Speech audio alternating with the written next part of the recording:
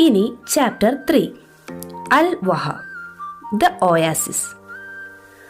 ഒരു peaceful area, നമ്മുടെ മൈൻഡിനെയും ബോഡീനെയും heal ചെയ്യാനുള്ളൊരു സ്പേസ്.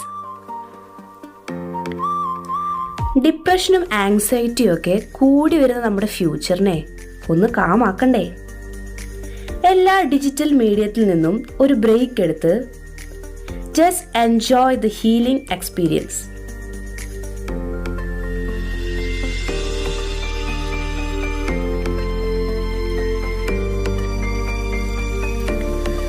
കുറച്ച് സെൻസറി ആക്ടിവിറ്റീസ് ഇൻക്ലൂഡ് ചെയ്തിട്ടുള്ള സെൻസറി റൂംസ് ആണ് ഇവിടെ ഉള്ളത്.